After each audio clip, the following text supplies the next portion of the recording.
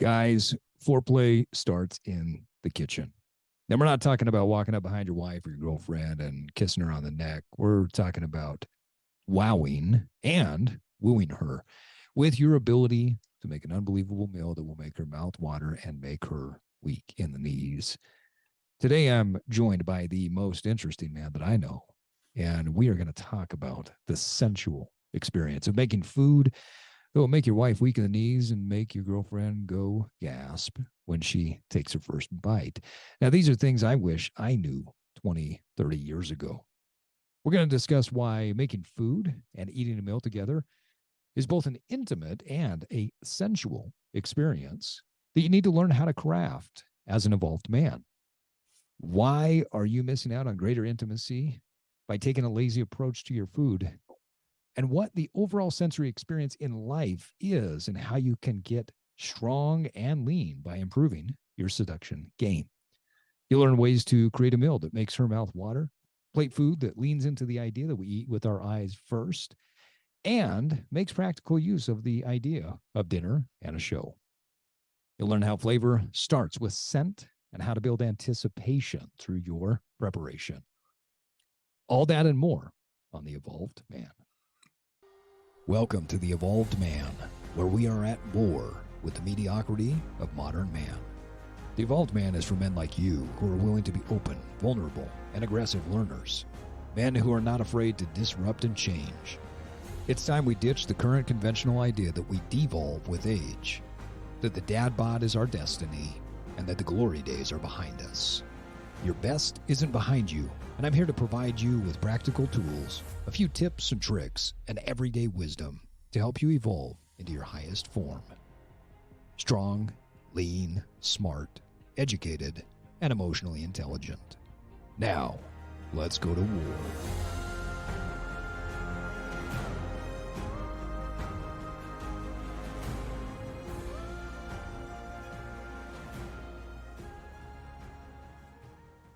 And welcome back to the Evolved Man podcast, where we are at war with the mediocrity of modern man. Before we get started, I want to thank our sponsor, the MedOne Capital Group, for sponsoring the Evolved Man podcast. We appreciate all the support. The MedOne Group exists for the sole purpose of making needed medical equipment available to the healthcare industry. You can find more information at themedonegroup.com. And for our local Utah listeners, we have a special deal for you through the month of September. We partnered with our friends at Nautical Bulls in Sandy, Utah. They are doing a promo for our Evolved Man listeners. If you go into the Sandy location on 21st and 94th South in the Smiths parking lot, you can use the code EvolveBOGO for a buy one, get one acai bowl. Thanks, Lene and Noah, for giving our amazing listeners this great gift. And joining me today is the most interesting man that I know, W. Miles Riley. You're here. Thanks, Steve. It's good to be here. We are going to have fun today with this topic.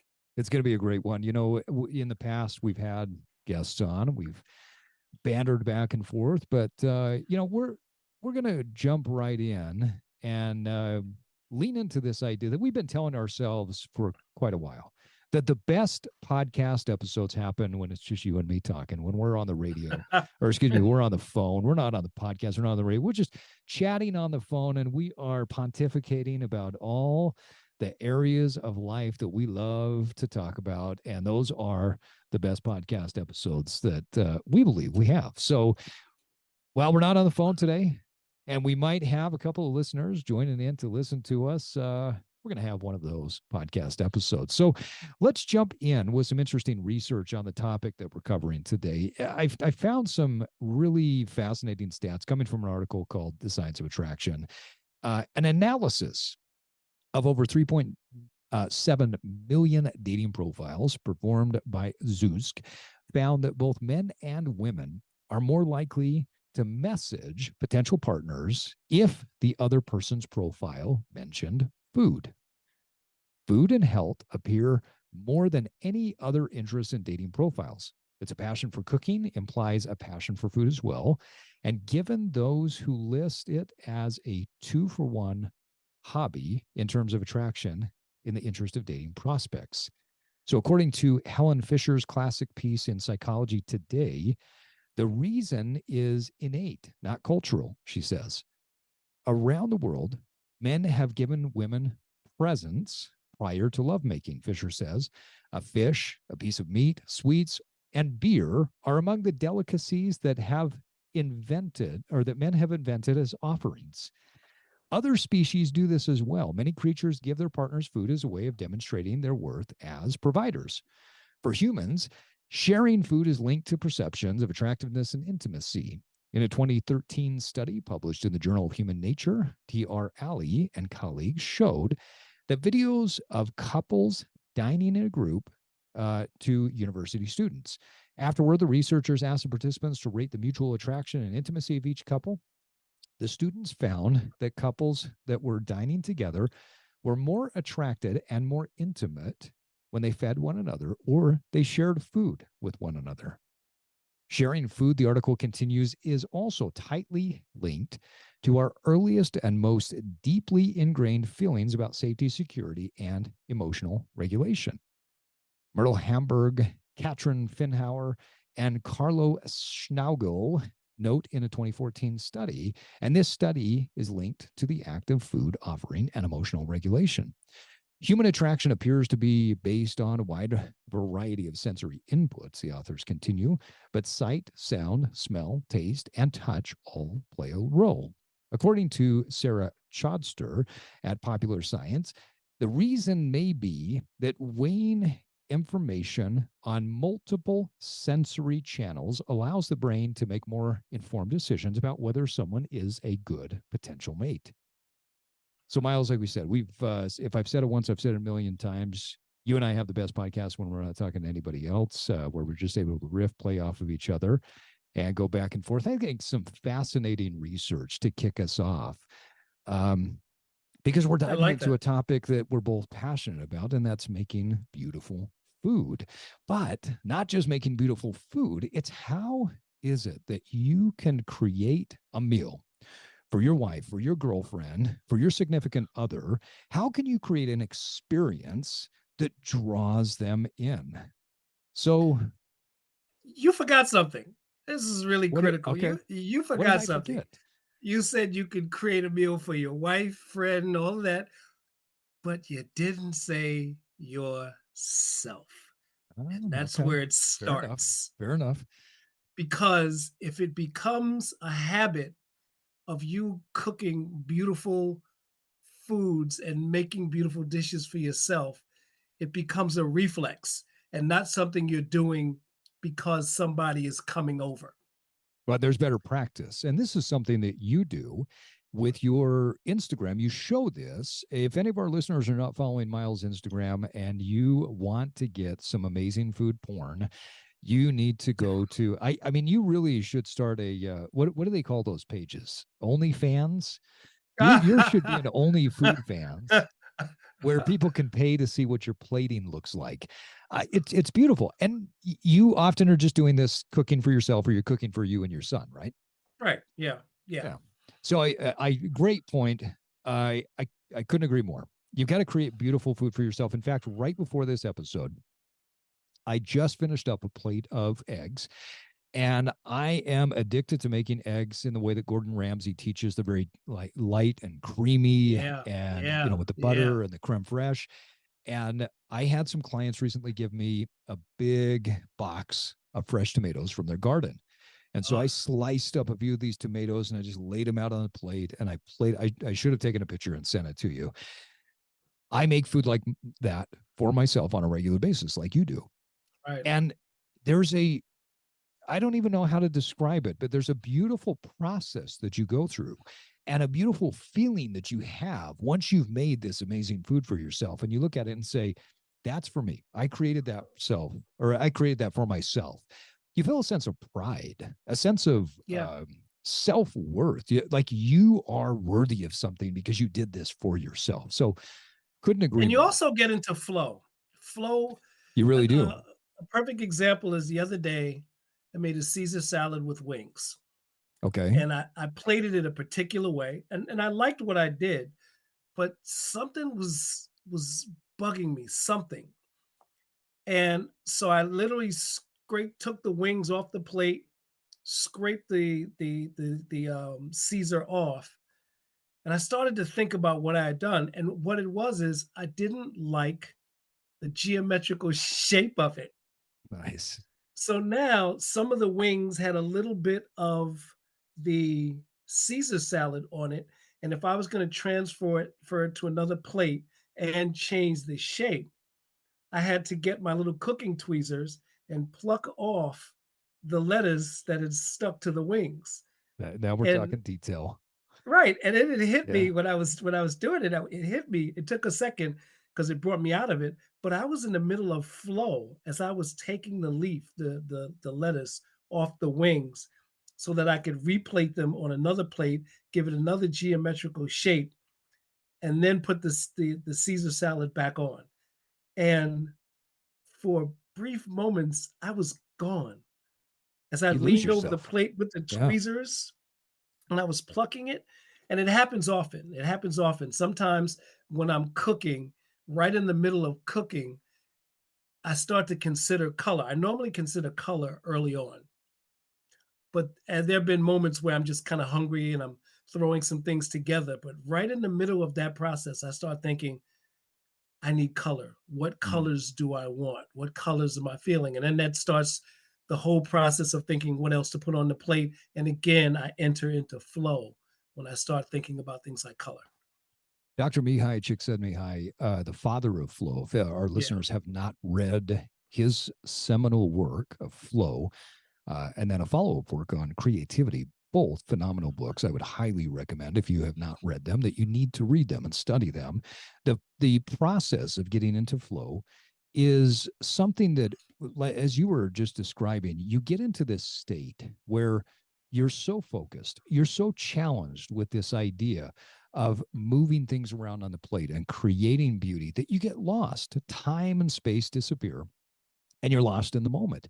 It's an extremely rewarding activity, whatever your activity is. But when you're in the state of flow, it's an extremely rewarding activity in and of itself. There is no end goal. There is nothing. There is just that pure moment. And I believe that Dr. Csikszentmihalyi is referencing oftentimes what Eckhart Tolle talked about when he talks about the power of now, being very present in the Being now, present. Yeah. right? When you're present in the moment, you are able to create this beautiful sensory experience that envelops you, that engulfs you. And that's part of what we're talking about today with, as evolved men. How do you practice that? How do you get into a present state? I mean, guys, think about this. I want to ask a few questions to our listeners out there. First, pause for just a second and ask yourself the question: has your wife or your girlfriend ever told you that you are not present, that you are somewhere else, that she is upset with you because you're still at the office mentally, or you're thinking about something that you have to do in the future? Also, pause for a second and ask yourself these questions. Let's say that you are your wife, you are your girlfriend. Would you want to date you in your current state? Would you get excited about the idea of being around you? If you were your wife or your girlfriend, what is it about your skills, about your game, about whatever it is that you're bringing to the table that creates layers of engagement, layers of intrigue, making her want more of you? I want to add And to that. I want to add yeah, to that, which is really important because we asked, how many times has your wife, girlfriend, partner asked or said to you that you're not present? But at the same time, you also have recognized when your partner has not been present, yeah, for when you sure. have done everything to be present and they are not responding to your presence because they are not present. And they're not intrigued by you. Right. Also, do you want a more intimate relationship with your wife or your girlfriend? And finally, do you want more connection, more desire, and more passion in your relationship? Now, I understand that there are some people out there, Miles, that are going to say, I don't care. I don't care about more desire, passion. I'm at a certain point in life. I like sitting back and popping open a can of sardines or popping some little glizzies into my mouth and watching the football game, and I don't care what my wife thinks. And anybody that thinks that is probably not going to listen to this podcast. They are not an evolved man, and they will move on because, as Gail Green said, great food is like great sex. The more you have of it, the more you want. So, Miles, I think we agree. The evolved man is a man who has skills. He takes charge of his life. He doesn't whine. He doesn't complain. He's a man that has built a repertoire, a game that has layer by layer, and he has skills that not only pay the bills, as the Beastie Boys say, but he has skills that allow him to seduce and entice his wife, his girlfriend, by pulling them in through the art of seduction via this beautiful mill. So, are we ready to dive in? Yeah, let's take this plunge and see what we unpack.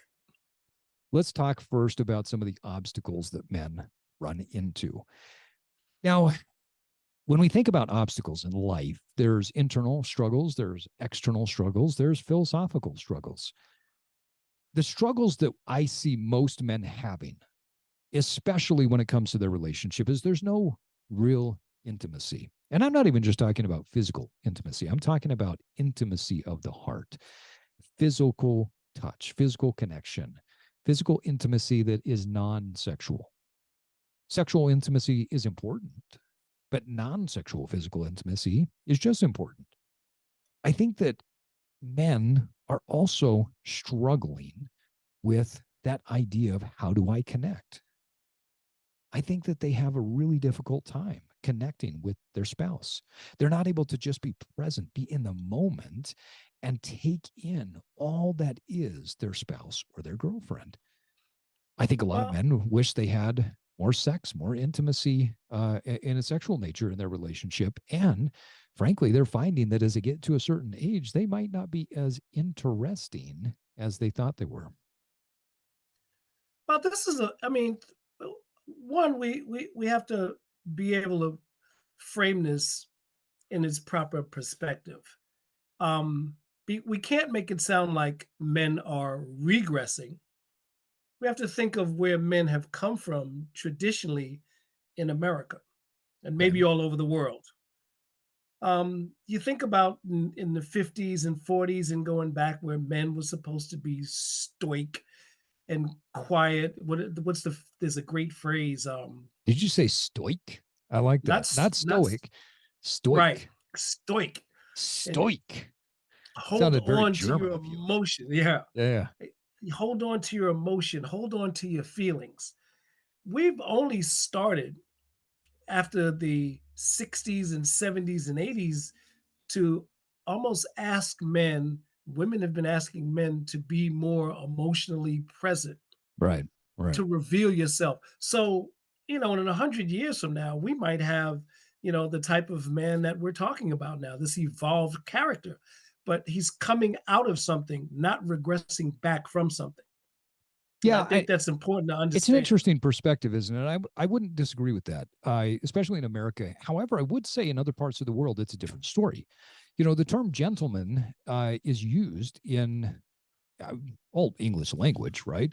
But what that means in different countries is different. The term gentleman literally meant back in the day a gentle man, someone who was gentle, someone who was kind, someone who was courteous, someone who would pay attention to others, show love, compassion, and empathy.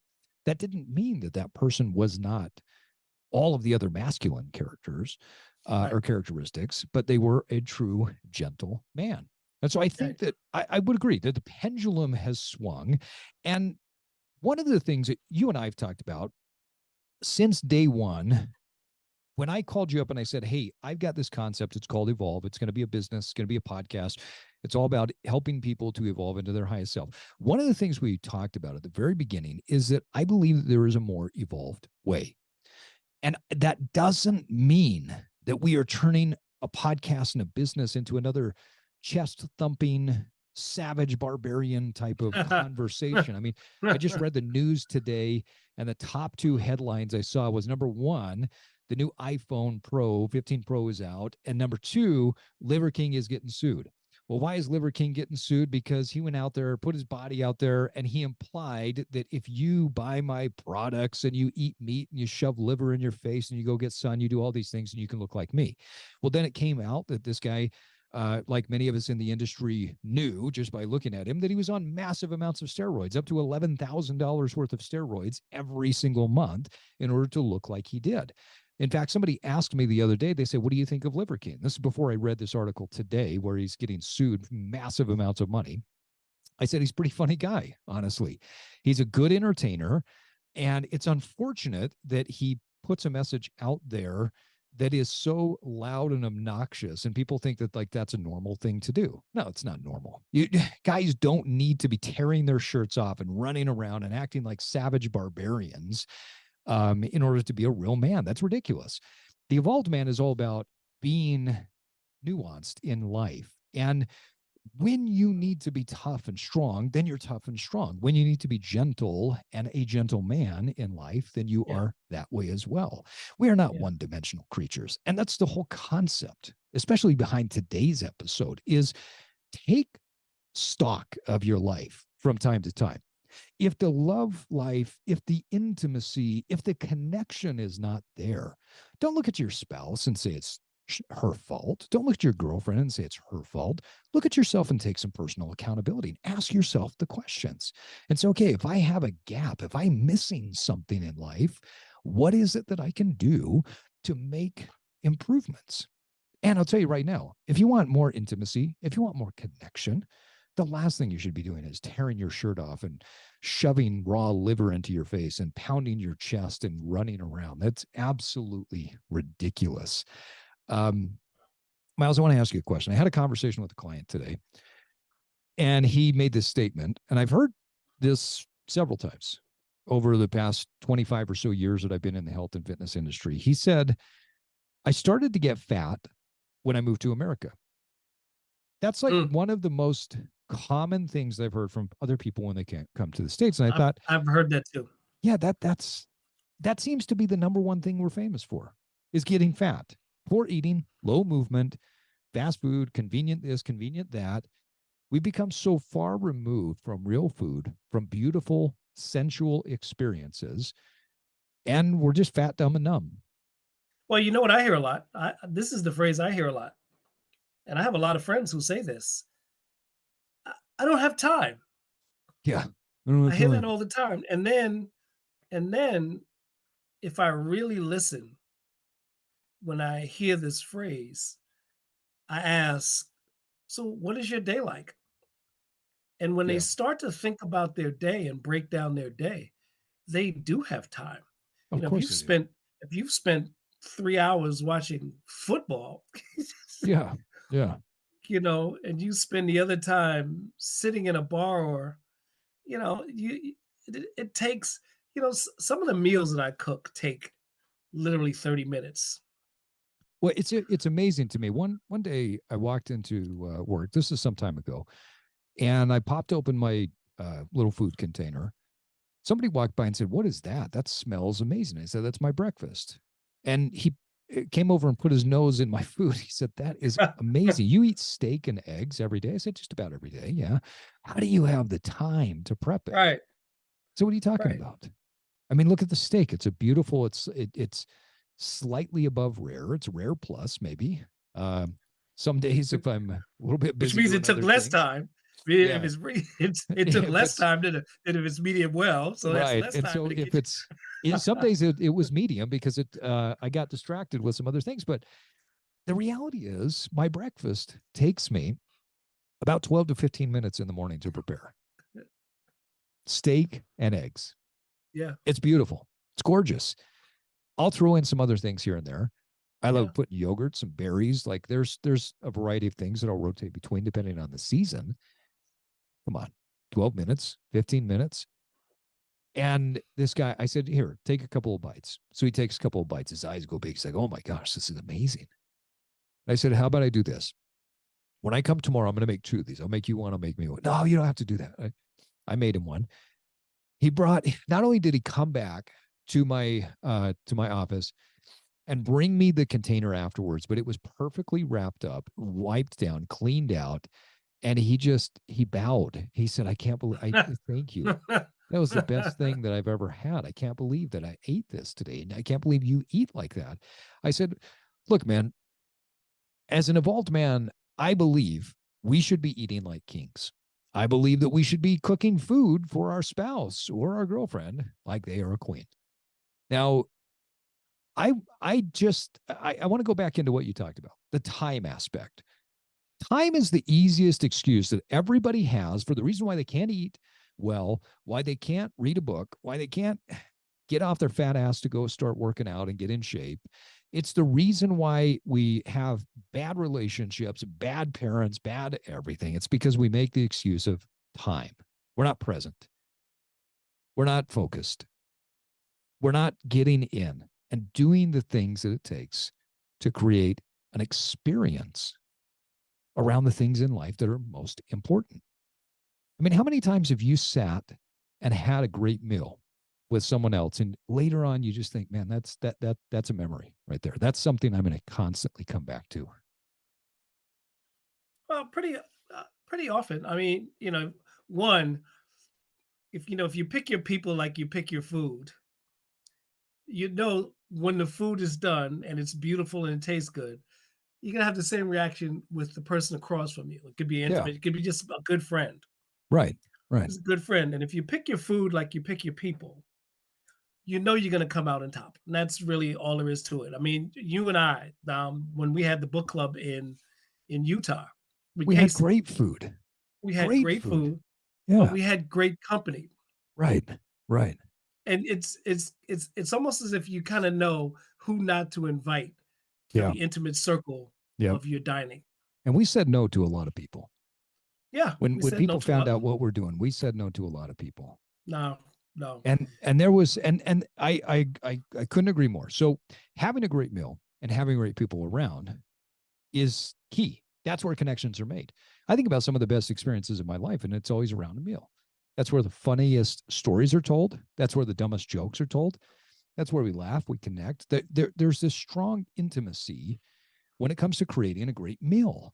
In fact, Yeah, meals have been the foundation for families for as long as recorded history. Tribes would get together after a hunt and they would roast the kill, and they would share that together at harvest. We would get together and share the cornucopia of food that we had harvested. I mean, that's the whole concept behind Thanksgiving, is that we're sharing food together. And so food becomes this very intimate experience. You're coming into another person's place where they sit and they ingest something that ideally has multiple sensory inputs. And we share that moment together.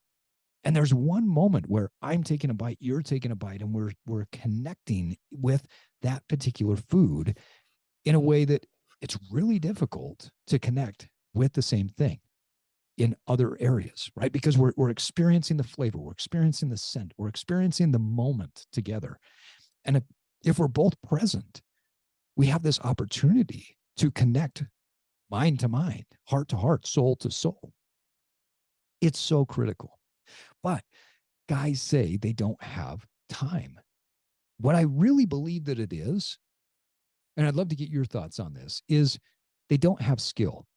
They don't know how to craft something, do it well, and do it repeatedly. And so time just becomes a lazy excuse. What do you think? I don't want to overly be critical of people with saying that they're lazy, they're fat. I don't want to do that because I keep thinking again, and you know how I think about this is as an evolving person, you're evolving from something and you have to learn these things. Right. So I don't want to be too heavy-handed of criticizing a guy that doesn't know how to do this, who hasn't been made aware of how to do this. I look at my son, and Tiago's been cooking since he was 5 years old. I was looking at a video the other day, and he was at 6 years old, and he's at the stove. The stove is almost taller than him, and he's turning over some hamburger, and I said, "What are you doing?" And he said, "I'm cooking." And I said, "What are you making?" And he said, "Sloppy Joes." Nice. So, he's been in the kitchen with me. He's 15 now, but he's been in the kitchen with me, and he knows how Yeah. to cook. I've seen If you, pictures of him I'm with a just, chef's hat on yeah. as a little kid. Right. It took me a long, long time. When traditionally, let's think of us coming from households where we had mothers and fathers who cooked for us. Yep. And if the father or the mother never drew you in, you got used to somebody cooking for you. My mother cooking was a utilitarian thing. I mean, she was a good cook. She wasn't a great cook, but she would make regular foods. And twice a month, my father would go into the kitchen, and it was like an art. Mm, Ooh, dad's yeah. cooking. Yeah. And he Yeah. made these veal chops, and he would just cook. And he took his, it was almost as if it was a vacation for him to go into the kitchen and cook because he took his time. He was meticulous about what he would make. And he also made a lot of breakfast. He had these great pancakes that he would make. And you stand there looking at your dad or your mom, and you just, I want to do that because Yeah. it looked like he was having a great time. But as I got older, I'd stopped, get used to the mother part of cooking for me. And interestingly enough, it hit in Utah when I Mm, got divorced and they left Utah. And I said to myself, I am not going to be one of those guys who's divorced, who goes to the restaurant all the time, or is in the supermarket getting cans and pre cooked meals. I said, I'm not going to do that. I've always had a love of cooking. It's going to start now. And it started the cooking in Utah. So again, that's why I said I don't want to hit guys over the head and say, look, you're lazy. I'd rather coax, say this is what's possible. You can do this. Take a look at this. Let's take a look at your time. All right. Let's see if we can find a, an hour in the evening for you to sit down, chop some vegetables. When we remember we on our podcast we had Chef Jim Barnhart, right. and Right. we had him distill cooking down to a couple of things, and he said, "Salt and heat." Yep. And then I talked to him recently, and he said, "Salt and fat." And if you can get Salt and people to fat. play with salt and fat, how to Yep. salt something and how to use fat to produce more flavor, Yep. because fat has 3 components to it. It can be used as a seasoning, it can be used as a main ingredient, and it can be used as a cooking medium. And so if you know how to play with fat in those guises and how to salt food, you are on your way. And if you start to teach guys, it doesn't take that much time. So that's why I said I don't want to beat them over the head with it. It's like, Yeah. what, No, I hear you. And you don't don't have to, cave but I'm with going to because I so the reality is I think we all have to be honest with ourselves. You made a conscious choice, right? When you got divorced, you said, "Hey, I'm making a conscious choice. I am not going to be that guy." but Well, I had a reference. yeah, you That's the did. trick. Okay. So, but a lot of guys out there have resigned themselves to being fat, numb, and dumb. And I was in that state. There was a period of time where I was fat, numb, and dumb. I had way too much body fat. I had numbed myself to much of life's experiences, and I was dumb because I wasn't pushing myself in the at the level that I knew that I could. And so I've been there. So I can call that out for other guys and say, look, you're fat, numb, and dumb, and you got to make a choice. Just like you made a conscious choice not to go down that direction, anyone listening to this could make a conscious choice to say, okay, no more fat, numb, and dumb. What do I have historically? What are the resources that are around? I mean, I referenced the iPhone coming out today. The the phones that we have today are fascinatingly powerful. And the reason I Really? bring that up Yeah. is in your pocket, you have a resource, not only to listen to this podcast on your favorite podcasting app, but then you can move to another app when you finish and say, oh, I want to order this. I want to get that. You can get all the cooking supplies, utensils that you need. You can go on and click onto YouTube and see an amazing video within like 5 minutes of how to Right. cook something beautiful. And then you Right. can go to the store and check out with your phone. I mean, it's unbelievable. The technology that we have is phenomenal to get us to the point where we can make changes so quickly. And so that's why sometimes we just have to wake up and say, wait a minute, I'm fat, numb, and dumb. And I'm making excuses. I'm going to make it shift. I've got the thing in my pocket that is the tool to get me to the next step. Because the Amazon reality is, Prime has Amazon Prime has a great commercial. It's so good. I don't even know what the fucking commercial's about. I think it's about Amazon Prime. But there's these 2 guys. They work as, I don't know, some type of civil service workers. oh, yeah, like And a one guy, security guard, I think is the one you're right, talking about. security Yeah, yeah. guard. and the Yeah. guy makes a sandwich, and then he orders more supplies and things from, Yeah. It's my and the next favorite thing you know, commercial he's right now. right. Yeah, I love it. That's a Well, great commercial. because what he did there and what they showed in that commercial is what the internal struggle is that guys listening to this podcast are feeling. They feel inept. They don't know what is going on.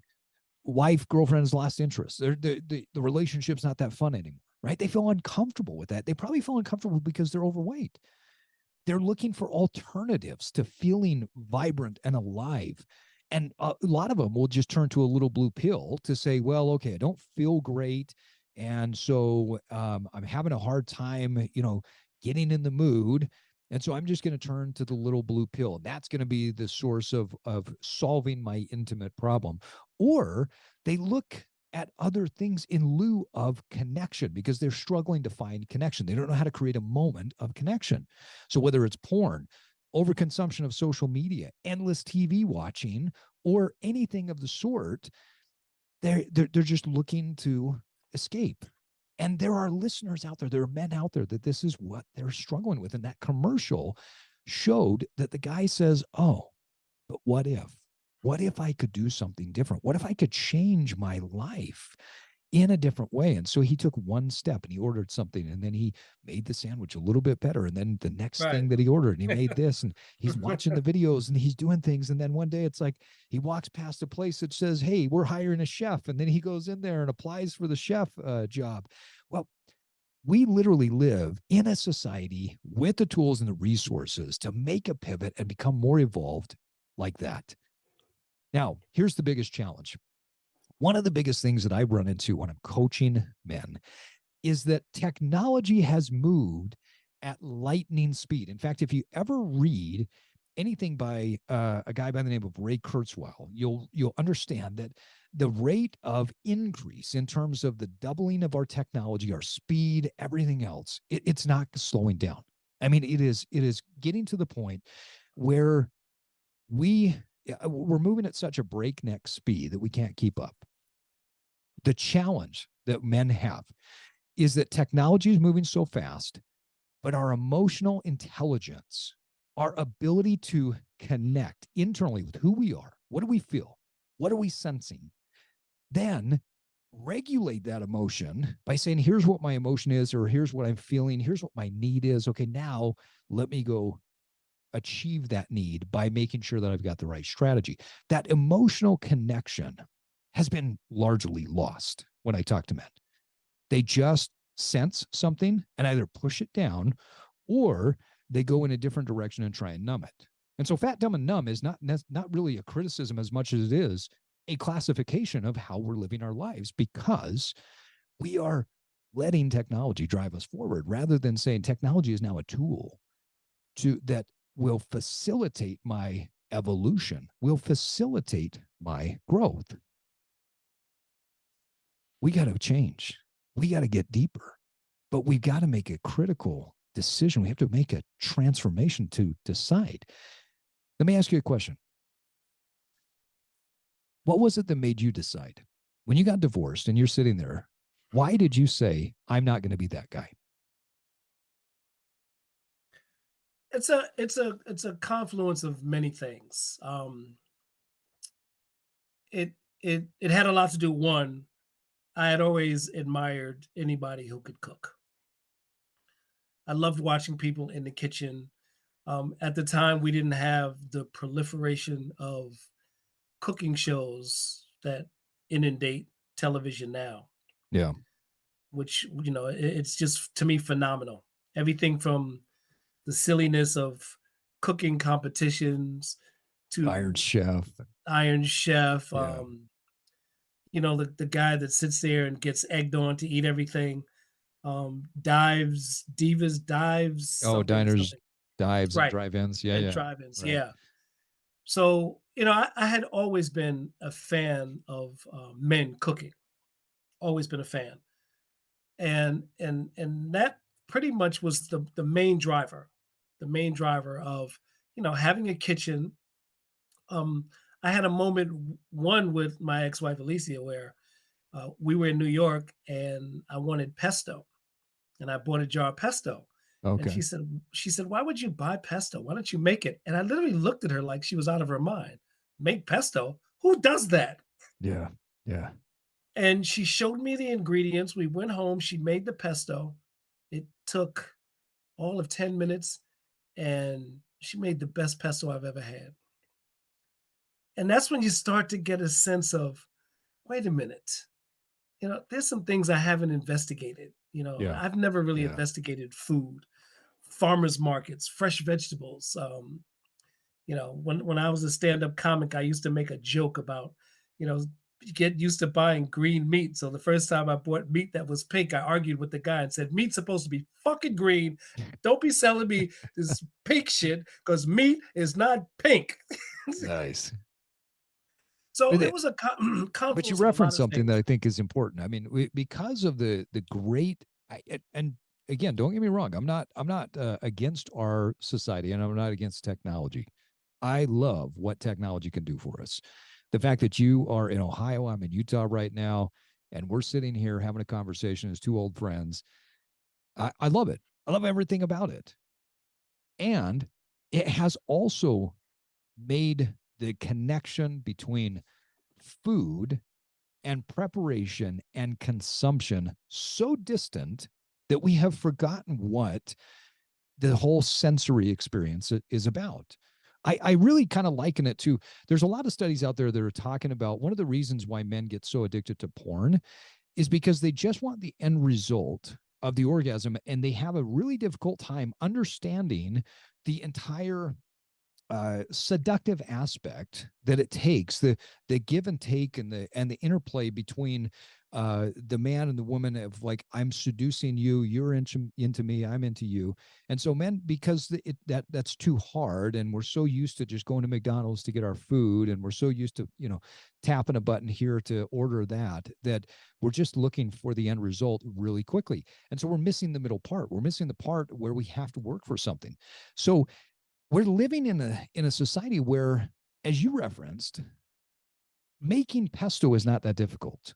You just have to Hmm. understand what are the ingredients, and then you go get it and you make it. And you're like, oh, that's what pesto is. It's not the stuff that's in the jar because most of what people eat are not food; they're food products. They're food products because they are made with food. And then a bunch of other chemicals and other things and then that thing becomes highly processed. Now, please don't get me wrong. All food is processed, right? When you eat a steak, it's processed. That means that the food, the cow has been killed, it has been butchered, it has been preserved. There is a processing to that food. However, that processing is significantly less than the processing of opening up a can and getting something like spam, right? Or going to McDonald's and ordering a burger. That has been more processed than the steak. So we've lost the connection between origin and then where it goes into this beautiful experience that then is consumption. And so I believe that in doing that, we've also lost the connection with the overall sensation and the how we can create this sensory experience. So Miles, when we talked before about Hold this on, before you go on, topic, because I want to unpack some things. You said a lot, and I want to unpack some things. One of the things, and I want you to address this, is asking the fundamental question is, how would you date yourself? yeah, How would you create an intimacy with yourself? Because it oftentimes sounds like, to me, you can't be intimate with anybody else if you are not intimate with yourself. right, right, If you are not highly self-aware of what's good about you, bad about you, flawed, yep, what you're yep, working on, what you're failing at, what you're successful at, all those things.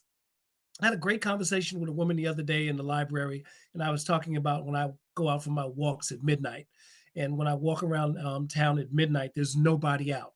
And I have to get through the first 20 minutes of the paranoia and the dangers in my heightened mind. senses, yep, yep, Right, heightened sentences. Something's gonna come out and grab me and put me in a truck and scoot off. That's like a right, real fear, yeah, and people following me. And once I get past all that mental garbage, there's a mental clarity.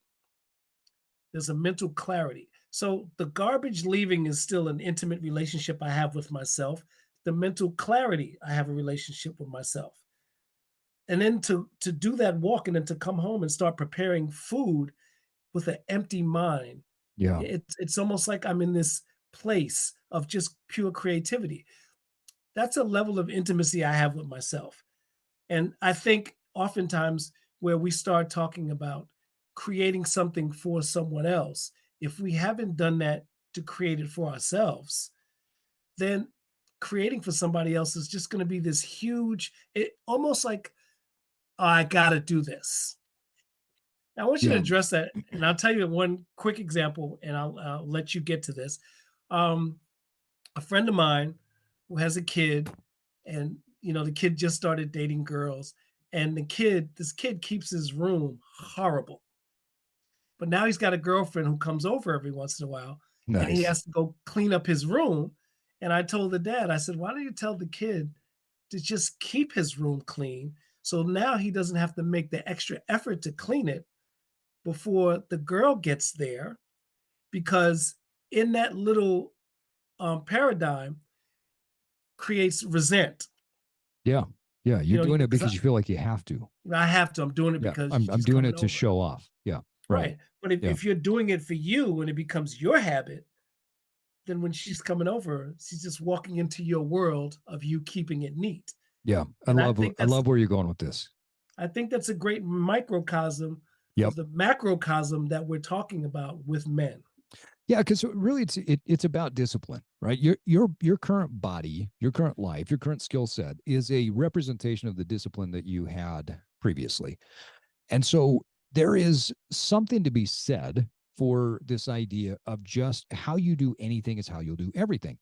Betty Edwards wrote a book, I don't even know how long ago, called Drawing on the Right Side of the Brain. This was one of the Wow. first art books that I read, uh, probably 30 plus years ago, where she discusses that how you get into this idea of drawing what you see rather than what you know. What most Right. people do when they create is they create from what they know. So if you say, hey, draw a horse, they draw what they know, which is a horse. If you say, draw that horse, the ability to pause and see and understand that the nuanced angles that this particular horse, as it's standing right now with the lighting that's on it, are different than what you know as a horse. Right. So she talks about this idea of becoming a beautifully observational human being, someone who can observe the world for what it is.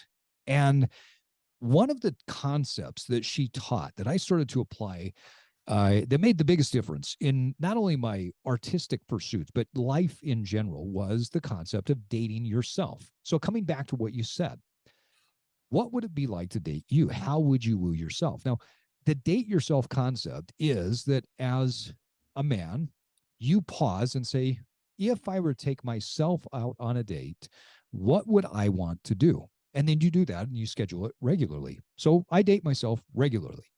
There are times, in fact, I did it this morning. I finished up with a couple of clients. I knew I needed to get some things done. I wanted to make sure that I was in the right headspace for our conversation today. And so I went to my favorite coffee shop and I took myself out on a date. And I had only one expectation, and that was to enjoy the moment. I Right. had my laptop with me. I had my iPad where I type up notes for the podcast. And I thought, if things come to me, then I'll write it out. If not, I'm just here to get a great espresso, enjoy the energy, and have a moment to myself because I don't need a lot today. I just want something that makes me feel a little bit better. So it was great. I had a great time. I went in there. I ended up writing a significant amount, not just with this podcast, but multiple episodes in the future, because the break and dating myself and having this creative moment, treating myself to my favorite place, treating myself to my favorite espresso at my favorite place with my favorite atmosphere while I'm wearing the clothes that I wanted to wear and sitting the way that I wanted to sit and driving the car that I wanted to drive to get there. Like this whole thing, it's all conscious and it's intentional, made me feel like $1,000,000. And knowing that I can do that for myself also means that I know I can do that for other people. So when my wife and I go out, I know how to craft a situation that will make her feel amazing, because the ability to create a sensory experience that makes the other person feel completely enveloped and loved and creates the intimacy is a skill. It's an art form, and it is something you have to craft with yourself first. So I would say, Miles, to your question, I think that if we're going to lean in and we're going to train, we're going to challenge, I should say, our listeners to lean in, it's really start with one meal. Pick something that you know that you can do repeatedly because you've practiced it, and then make that for your spouse or your girlfriend. But you got to try it. You got to do something over and over again. You have to fail, and there's got to be some trial and error. But the end result is that you're creating an experience that then your spouse or your girlfriend will look at you and say, wow, that was amazing. And you have this connection. I was thinking about this concept, and an old statement that one of my surprisingly, one of my strongman competitors that I used to train said. He looked at the other guy that was competing with him in strongman, and the movie The Notebook had just come out. And he looked at him, he said, yeah, you should go see that, but you got to see it with your wife. And I think, I'm not sure if I'm quoting him completely accurately, but he said something like this. He says, it'll make you feel closer to your wife, not in the let's just go have sex closer, but like the deep connection shit. And I died laughing that he had to clarify that. But I bring that up because making a beautiful meal for your girlfriend, making a beautiful meal for your wife, and then sitting down and enjoying this together connects so many different aspects of what it means to be intimate with another person. You're sharing taste, you're sharing flavor, you're sharing scent, you're sharing conversation. All of the senses are brought into this particular moment. Now, you mentioned something the other day that I thought was really interesting, because it's not just about building up to this moment of, I'm going to knock my wife's socks off with making her a beautiful meal the next time we have date night, but it's the preparation ahead of time. And you made a great point of what can men do to prepare. And for our listeners, I want to make sure you stick to the end, because we're not just telling you what we think you should do, but we're actually going to give you what works, what we recommend, what we have used to wow and woo people with food to the point where they're weak in the knees and they just want to sit back and eat more. And the intimacy is there. And I can tell you from experience after experience of making food for my wife that those are some of the most intimate times that we spend together, sitting, whether we're in our backyard or in our kitchen, and sharing these sharing these meals together creates such a beautiful, intimate moment for us that it's some of the best things we ever do. But Miles, you said, hey, Steve, it's not just about the meal. There are some things that guys should do before date night comes around. Some things that they need to think about. They got to think about, okay, maybe I could look at my girlfriend or my wife in a different way. Walk our listeners through that. Well, let's go back to drawing on the right side of the brain. There were two tricks in the book that when I read that book really blew my mind. And I know you'll remember this. One of the first things she did is she took um, I think I know a where you're going. picture and she turned it upside Upside down. down. Yeah. Totally reframed how you had to look at lines. Yeah. And, Shapes, and the and the other one was shade, all of it. right. The other one was to look at the lines in your hand. Remember that? Yep. Yep. You had to draw your hand and draw the lines. So that's a total reframing of experience. Right. Yeah, I do this all the time when I go out walking. I look at all these trees, and I said that with a ulterior motive. Trees, because if you look at a tree, they all look alike because they're trees. But the minute you get really close and you start looking at the bark, and you start looking at the shape of the leaves, and you start looking at the branches, Yep. all of a sudden a tree becomes something very different. In general, it's a tree. But Right. in being specific, there's no two trees that are alike. Yeah. Yeah. So the trick is they are now not trees because they're very different. They belong to the genus of trees, but they're all different. And so one of the things to do, we can play with a lot of things because, as I said to you before, food is the one element where all five of your senses are involved. How does it feel in your hand Yeah. before and after it's cooked? Yeah. Right? How does it smell? What does it look like? What does it sound like when you're cooking it, squeezing it, chopping it, twisting it around? And then you think color. Is color what it looks like? And if you start asking yourself, what color do you like? My friend Andrew, I'm always asking him, what colors do you like? And he'll give me a group of colors. And I tell him, find the colors in food, Mm. find those colors and cook with those colors.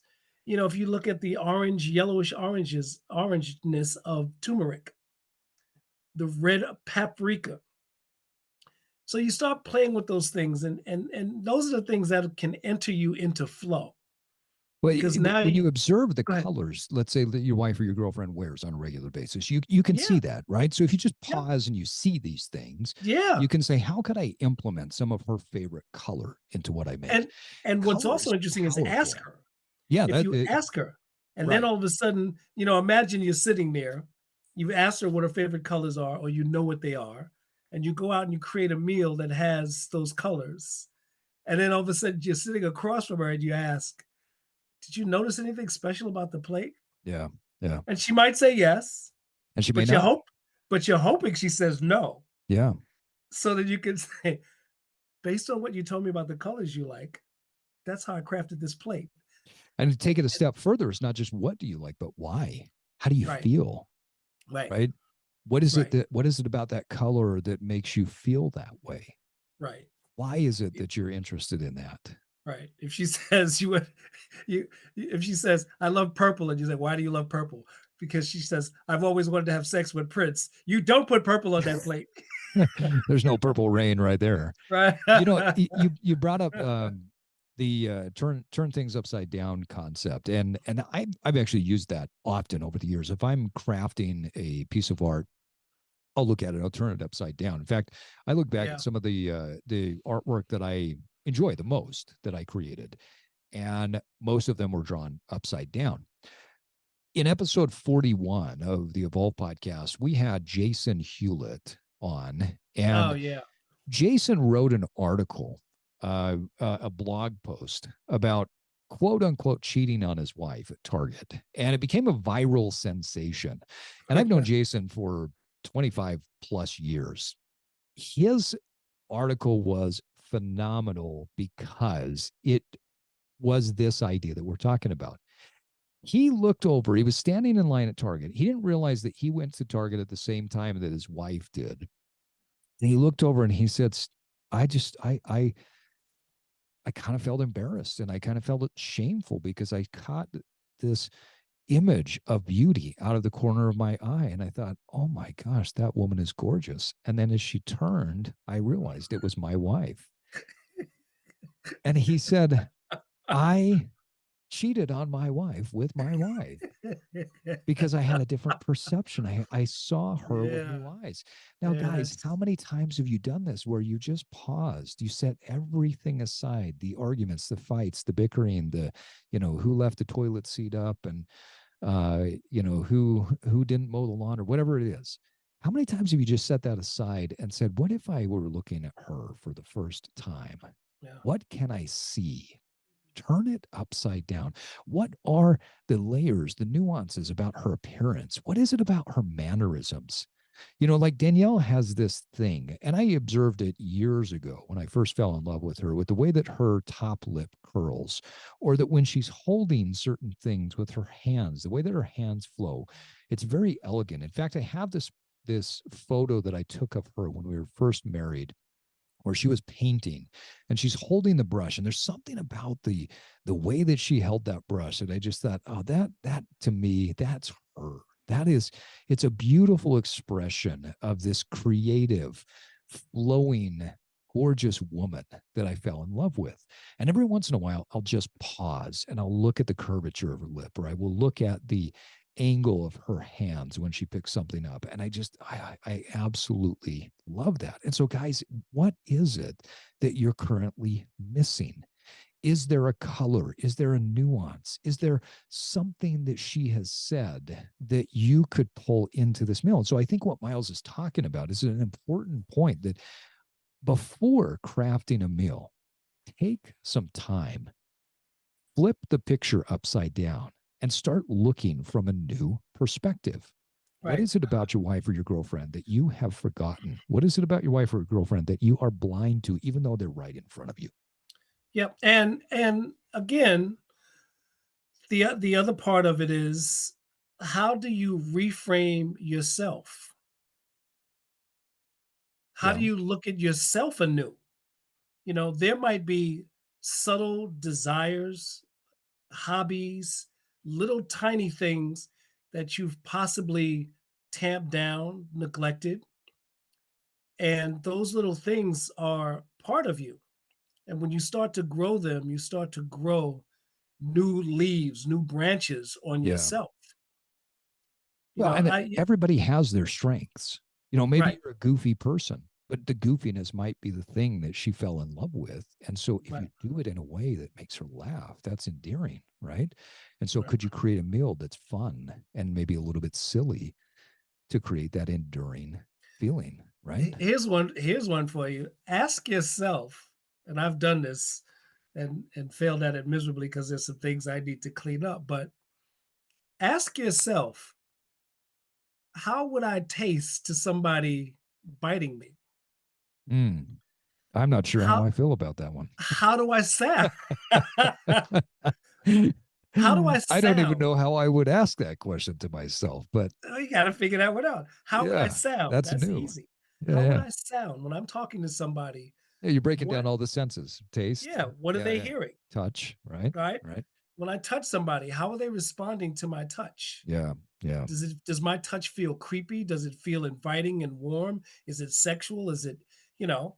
And because you have to remember, people look at you and process their five senses while Right. looking at you. Right. Right. I think about that, and that what a powerful aspect of our intimacy all of these things are, but touch is an important one. When I was a little kid, I found a barber. My dad and I used to go to this barber, and he was an old pro. I mean, he was a guy that I think when he passed away, he'd been doing barbering for over 50 years. And this guy was so good that when he would brush the hair away, it was the most uh, fluid feeling. And as he's cutting your hair and he just brushes it away and he would do, I, the man's hands were just like these works of art to make you feel like you were in the most relaxed state possible. And I don't know. I think I probably fell asleep in his chair a few times, just nodding off because getting my haircut by this guy who understood the power of not just creating a great haircut, but the power of the Yeah. overall sensory experience. And what does it feel like to be a barber, to deliver this experience so that the other person feels amazing? Like, I still to this day can think about Frank brushing his hand across the back of my neck to brush the hair away. I think, oh man, that was so calming. But the way we touch the food, the way we touch our spouse, our girlfriend, the way we touch everything in life can create this intimacy that Right.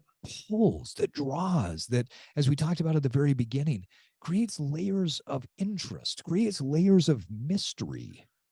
Because when you create layers of mystery and you create layers of interest, you leave the other person wanting more. And that's what the idea of seduction is all about. Great food seduces the senses so that they want more.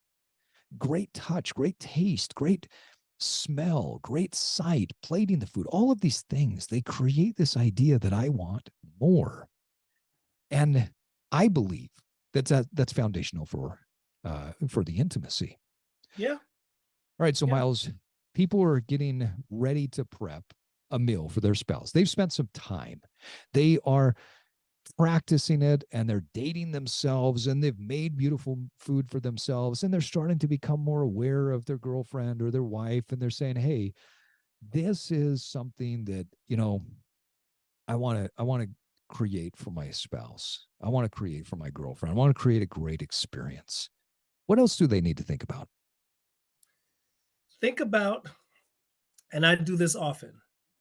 I have a really small kitchen, and sometimes I have fantasies of one day having a really large kitchen and not liking it because I miss the intimacy of my small kitchen. Yeah, yeah, right. I've got things hanging on the wall, all kinds of spatulas, knives, and all the things, accessories. But I create it. I'm going to use this term that's oftentimes used in contemporary society. I create a safe cooking space. Mm. I'll have on some music. Most of the music that I have on when I'm cooking is meditational and yoga music, but occasionally I'll have jazz on. What are you using? You're using your phone, you're using a speaker, you got a I have record player. a Bluetooth speaker. Okay. I have a Bluetooth speaker, and then I I'll do go the on my same thing, but I iPad. use a turntable more often than not. I mean, Okay, see we've got that? that turntable out there. So Yeah, I throw a record and on. and And it's go time. for our listeners, in terms of levels of intimacy, having a turntable is another level of intimacy. If we Yeah. were to create these levels, because when I remember going to the bodega in downtown Salt Yeah. Lake, Yeah. Yeah. and they had the albums on the wall and you would pick out an album you would want, and the bartender or the manager would come over, and he or she or they would just pull out the album, and there was a certain delicate way you had to handle the vinyl, put Right. it down, lift the needle. You couldn't just drop the needle on, so you had to be a little delicate with the needle when you put it on. So that's a whole nother level of intimacy. And right now, when Steve said that, I'm really fucking jealous. Well, and there's even more depth to it. The difference between records that are made today versus older LPs. Right, I mean, it's there's you can't beat it. I mean, right, I've been collecting vinyl for 35 plus years. And I've got some old things that I'll throw on. And the grittiness of those it's so visceral. You feel it. Most of the vinyl that comes out today was recorded digitally and then put onto the vinyl, see, I and there's didn't know just a that. different sound. Yeah, it's a Yeah, totally different sound. So the you don't have the same depth. You don't have the same. It's still great. I mean, don't get me wrong. I picked up Tribe Called Quest recently. Well, a couple years ago, I guess their anthology, and it still sounds amazing. But it's a new press, and so it's not the same as, let's say, my America Greatest Hits album, because right, the America has, or the old John Denver live in concert in Denver, right? Colorado. Like those things have got a throatiness to them. I was listening to Frank Sinatra the other day, and the Tommy Dorsey band. And these are old. Like some of these were vinyls that I picked up from my grandparents. Some of them I've just thrifted over the years, or I've been to record collector stores. There was a great one here in Salt Lake City that I used to buy from. There's so much depth and so much layer. And the reason I bring that up is that you made a great statement, or a word, I guess, where you said that there's layers, there's levels of this. This is not a binary. We're not saying go right, make a meal for your wife, then go have sex. That's how you create intimacy. We're talking about how you layer in a sensory experience to create more intimacy in your relationship. And so you start with the basics, right? Start with the basic of, can I create a beautiful meal? right. And then after I do that, can I layer some of these other things in? And so at this point, because I've been creating a lot of meals for a long time, I can think to myself, oh, I think this vinyl would be great with this particular meal that I'm going to create, with this particular lighting. And this is how I want the whole experience to go. And I plan it out in my mind. But when you start out, if you've never done this before, you've only done it a few times, you don't have a lot of practice, don't get overwhelmed. Understand this is not a binary yes or a no. There are layers and there are levels, and you don't need to go to a 5 course, a 7 course, a 10 Yeah. course meal layer at the very beginning. Right. Start simple. So, Miles, our listeners have thought about what they're going to make. They've thought about their girlfriend. They've thought about their wife, and they've said, okay, here's some nuances that I could play with in here. Right. What's next? What's next, as I said earlier, you've created the space. You've created the space for cooking. Um, and this is how you actually become intimate with yourself. You create the prep, how you prep. As they say in French, mise en place, everything in its place. Mm, It makes it easier to reach. And lastly, is take this on with a sense of ritual, right? Create this is your ritual. This is how you prep. This is where you put things. This is where you this want. is Is the there knife something you that, use. This is where you right? cut. This is where everything Exactly. goes. Right. There's a Exactly. ritual. The knife you use. I have several different types of knives. In the last couple of days, I have these really colorful knives because I've been in a really playful mood. And so I'm using these colorful knives. But I also have knives that are more stern and more severe. And Mm, sometimes I'll look, it's just one of my metaphors. And Steve, I tell you this, I collect coffee mugs.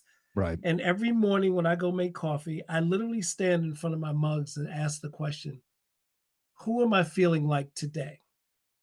And I've literally picked up a mug, walked over to where I'm making my coffee, stared at the mug and go, no, I'm not feeling this mug, and come back and pick up another one, hold it in my hands and go, okay, Yeah. this one feels tremendous. That's great. You, Yeah. you get the coffee today. It's a way that I exercise choice consciously, because what ultimately, inevitably, what we're trying to do is to be highly aware and highly conscious of our existence, period. And we don't want to leave anything to chance. So when you're in the kitchen, you've created the ritual. What pan are you going to use?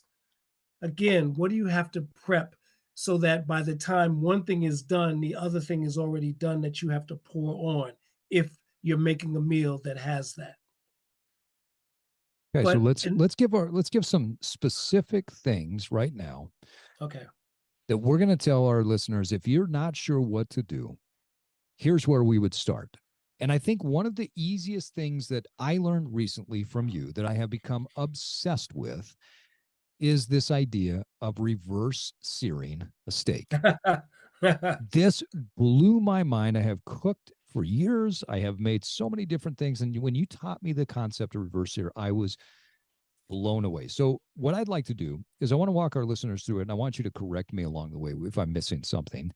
And okay. then what we're going to promise to our listeners is that we are going to break down some of the things that you could do to add to it, but we're also going to give you some tips, tricks, and resources in the show notes with where you So we're can going to go cook to a get meal. more information so you can cook a meal. Yeah, We're going to talk about cooking a meal. let's cook a meal. Okay, So here's let's go what basic. Miles said to me. He said, you're going to be mind blown. This is how, when you go to a steakhouse, how they could charge you $100 or $200 for a steak. So let me tell you about one of the most recent experiences. Now, I went big on this one. I went out and got a tomahawk steak. Now, you could do I this with a remember that. T-bone. You could do it with whatever cut you want, but I would recommend you do it with something that's got some size to it, some thickness to it. Right. So A get a ribeye. T-bone, get a ribeye, get a sirloin, get something big. So I took the tomahawk and I brought it home and I set it out. And the reason you set it out is you want the steak to get to room temperature. While it's getting to room temperature, that's when you salt the meat. Now, the salt helps to break down all of the fibers, and this is part of what's going to not only infuse flavor into the meat, but it's also going to make the meat just melt in your mouth. Now, when it's reached room temperature, the salt will be soaking in, but the meat will start to sweat. When the meat is at room temperature and you've got this nice kind of crystallization and this sweat happening on the steak, you know that it's ready to go. And it's important. What's important, William, is you don't want a lean piece of meat. No, you want fat. You want fat. You want that what they call Yeah. marbling. You want to look Yep. at the marbling. You want fat, and that's really important distinction. You need it in order for it to be very, very melt in your mouth, Right. right? Otherwise, this technique doesn't work as well. So at that point, it's time to turn the oven on, and you put it on about 200 degrees. Now I've read that you could go 180 to 220, but 200 is standard, and you put it in there for about 40 minutes. Now I've done this a little bit different recently, where I'll take my charcoal grill and I'll put some smoking chips in there as well. And I'll get the charcoal grill up to 200 and I'll have some smoking chips in there. And then I take on an indirect heat and put the steaks out. Now, if you're doing this in your oven, this is the key. You have to have the steaks sitting on something that gets heat from below and from above. So, for Right. instance, I use, if I'm using my oven, I'll use like a cookie rack and put it on a pan so that the heat can go below and above the steak. If you have a convection oven, that's a totally different story. But you put it in, and for about 40 minutes, you just let it cook on a very, very low heat. So if you're doing this in a charcoal grill like I am and you're smoking, you just let it sit out there for about 40 minutes. Now, once it's time to sear the steak, we're reverse searing, right? So this long slow cook process essentially is tenderizing the meat, but you're still going to have this beautiful, especially if you've got a thick cut, you're still going to be able to get a beautiful, rare plus type steak, and it's going to be melt in your mouth. So the steak's done at about 40 minutes. You take it out, and at that point, you've already got your pan heated up. With your pan heated up, you start with some oil or with butter. Now, I did oil originally, and now I just do butter, where I start the butter and I sear. And you can sear, depending on your elevation, anywhere from a minute to about a minute and a half. I've read as much as 3 minutes, depending on how thick your steak is. Yeah. But Yeah. I find about a minute to a minute and a half where I'm located is pretty good. And then it's not overcooked. Once one side is seared, you take rosemary, and that rosemary, it's got to be fresh. And you take it and you roll it in your hands. And then you smell it and you toss that in with the butter. And you take garlic and you smash it and dice it up and you throw that in. Now, you can also add one or two other things. But if you just do those two things, just the rosemary and garlic, you are going to be golden. Every once in a while, I'll throw shallots in there. I might throw some fresh parsley if we have that, but just that. And then what's happening is now the butter is picking up the flavor. You've now flipped the steak. You've got the spices. You've got the rosemary. You've got the garlic, and you have this beautiful flavor that's wafting through your kitchen. You take the pan and you tilt it a little bit, and you take a spoon and you start spooning that butter that's been infused with these beautiful flavors onto your steak. And about a minute and a half later, maybe two, you pull it off and you have this nice, crispy, seared steak. And you set it on a plate or you set it on, typically, I'll put it on a wooden cutting board. And then I take a piece of tinfoil and I make a little tent and I put the tent over it to let the steak rest. Now, after the steak has rested for 2 or 3 minutes, now it's time to cut it up and plate. It is one of the most beautiful things you will ever experience. In fact, you might even start crying when you see it. And you may even start crying as soon as you take a bite, because I can tell you the first time that I did this and I gave my wife a bite, her eyes rolled to the back of her head. Her mouth gaped wide open. She didn't even say anything. She just moaned. It was, oh, the experience of creating this, the experience of sharing it, the experience of feeding her was one of the best, most intimate experiences we've ever had. I want to add something to that real fast. What did I As miss? you're playing, no, you didn't miss anything. You didn't miss a thing. Everything is fine. I'm going to say while you're creating the tent, before you even tear the aluminum foil, take some florets of broccoli, take maybe 3 or 4 Brussels sprouts, Mm. cut them in half, Yep. and drop them in the residue. Yep. And the time that it takes her to turn the heat up, the time it takes for the steak to just cool just a little, the flavors of that what the residue from the steak get absorbed into the Brussels sprouts and the broccoli. And And you've got then cohesiveness of flavor, right, that's right. which is And which is then part of what high-end restaurants understand and know. Great artists know. Beautiful artwork has a cohesiveness to it. and once you cut that steak and you plate it, and just take a moment to think about how do I want to align the broccoli and the Brussels sprouts. It doesn't have to be a long thing. Just take a moment. Well, and let me And let me just say this. So if you don't know, because here's one thing I found is people genuinely don't know. A lot of guys don't even know like what looks good. If you don't know, you need to go find Miles' page on Instagram and just go look and copy what he does. Over time, you might find some nuance to this, but copy the look. Just go say, okay, here's how I'm going to plate this steak. Here's how I'm going to plate this. I'm going to just copy what he does. If you don't know, use that phone that's in your pocket. Use the technology to help you create the intimacy and help you create the moment that you're looking for. So that's a really common thing is guys will look at it like, oh, I don't know. I don't know. So until you are in touch with that part of creating something beautiful, just go copy what somebody else does. All art in life is theft. If you right. look at all great artists, they just stole ideas from another person and then put their own twist on it. So if you're not sure where to go to Miles' page, copy something that he did. All right, Yep. Miles. So we've got the steak, we've got the broccoli, we got the Brussels sprouts.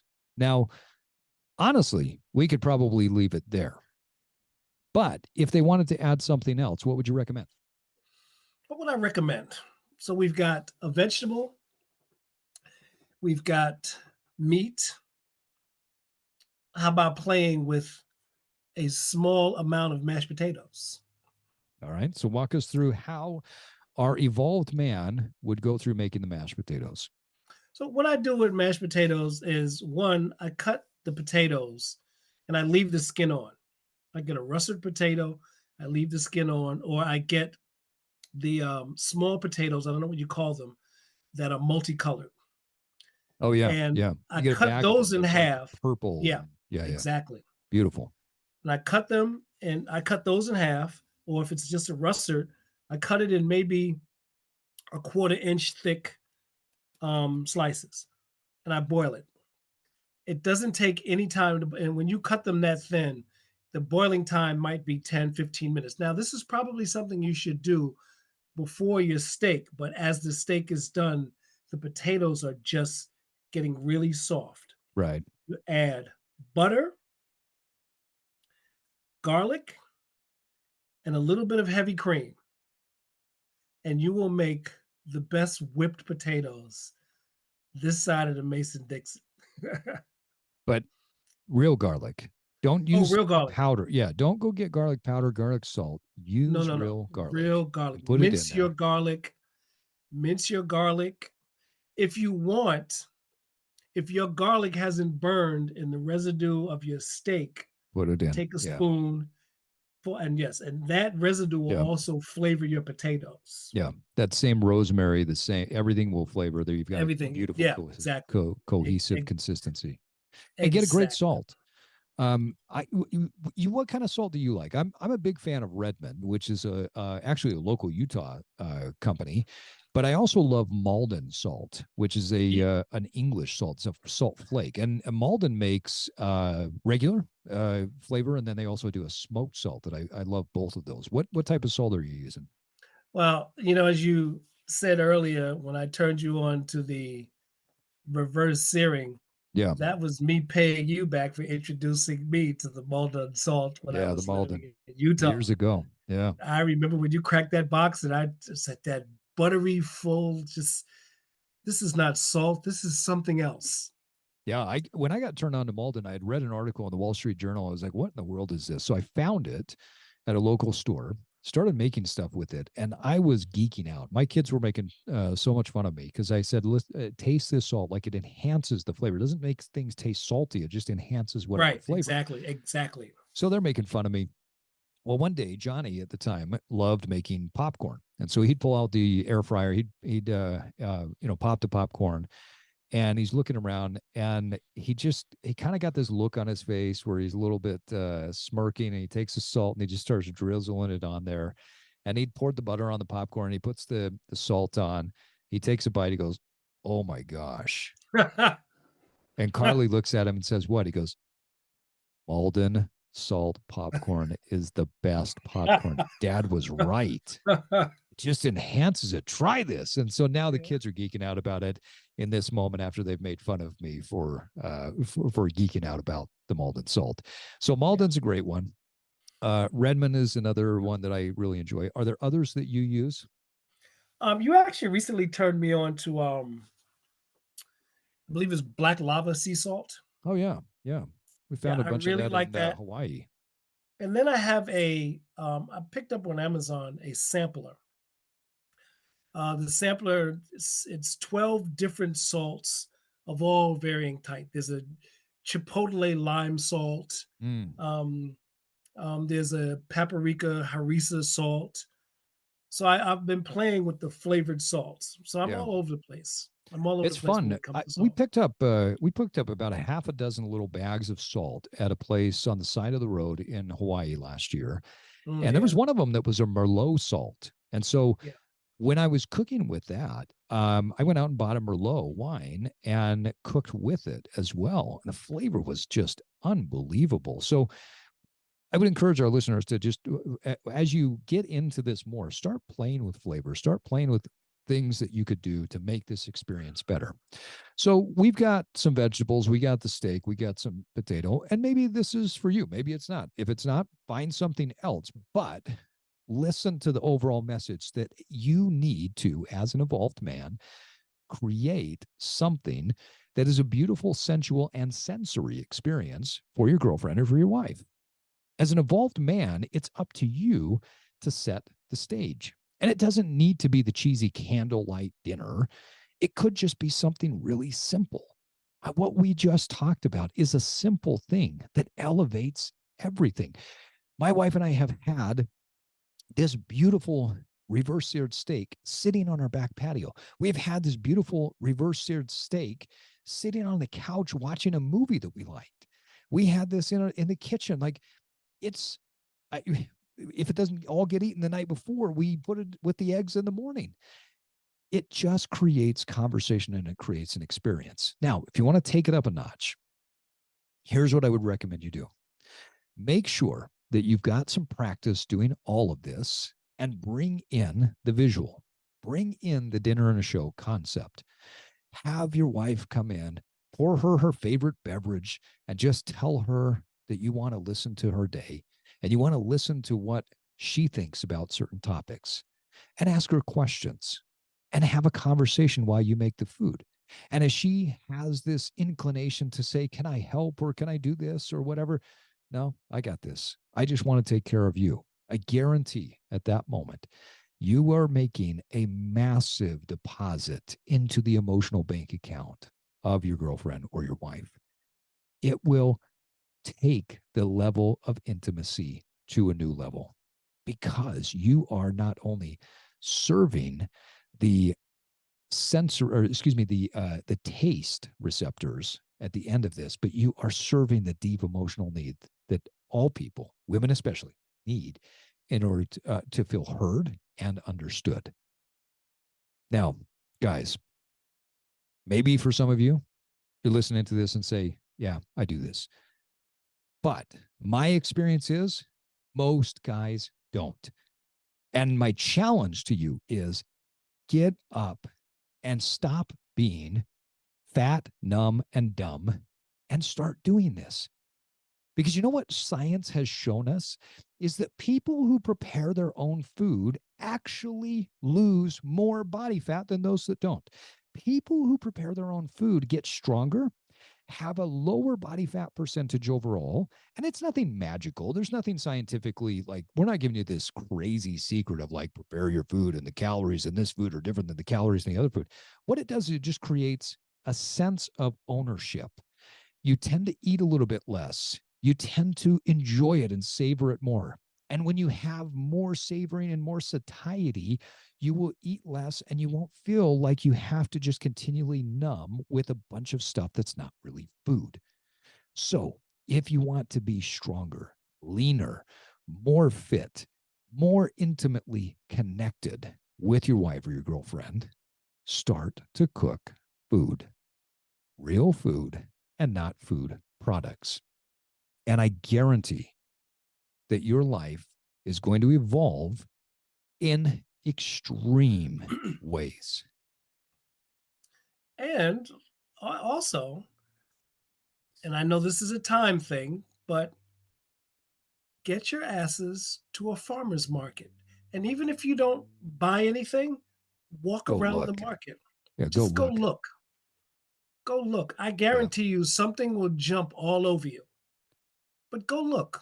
Go look at the produce. Look at the root vegetables and just see. Well, pick up something and smell it.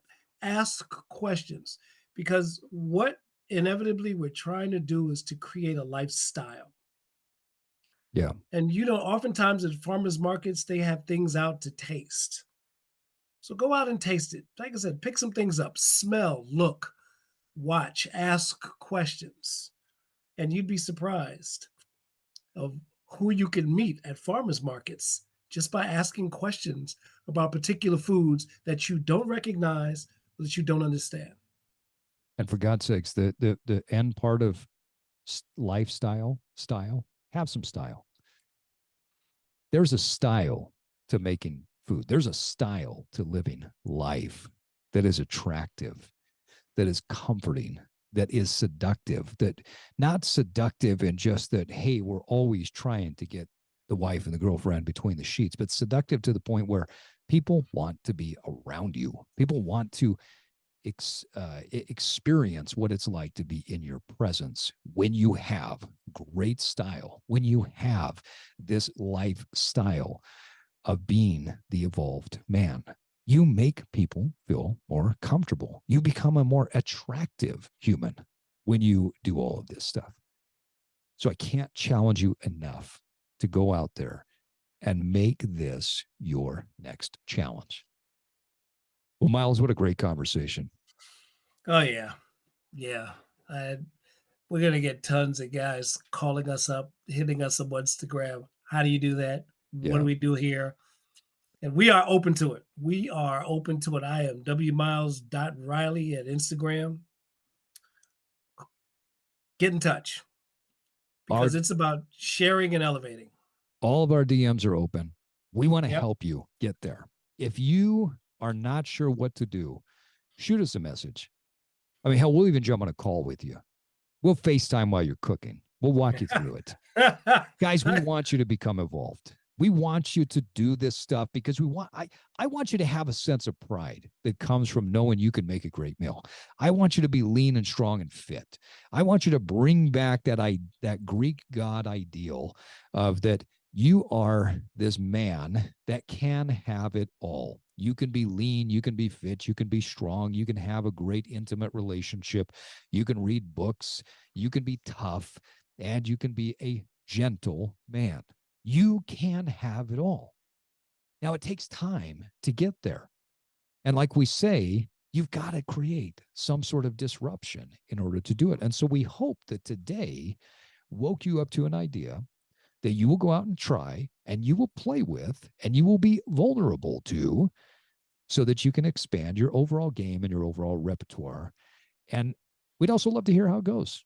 What worked? What didn't work? What are you working on? We want to know. So reach out, stay in touch with us. And on that note, folks, it is time for us to wrap up another episode of The Evolved Man. Miles, thanks again for coming on and Yeah, that chatting was through fun. this. That This was a lot sounds of like fun. most of our regular conversations that we have. No. This is the phone call on a weekly basis and sometimes several times a week that Miles and I have with each other. So glad you could come on and we could share this with our great listeners. And hey, guys, remember that it does take time and consistency to evolve. But first, you have to disrupt. And now it's time for you to get out there and evolve. And evolve. Thanks for joining me for this episode of The Evolved Man. If you're learning from and gaining value from this podcast, please subscribe to the Evolved Man newsletter, where I can support you even more in your evolution. I want to help you reverse engineer your success. The Evolved Man newsletter is like getting a free coaching session with me every week to keep you moving forward on your path to personal success. Go to theevolvedmanpodcast.com to sign up today. If you found value in this episode, you can give us up to a 5-star rating on Apple and Spotify and share it with your network. That's the best way to support the podcast so we can continue to get on great guests and provide you this amazing free content. Until next time, keep evolving.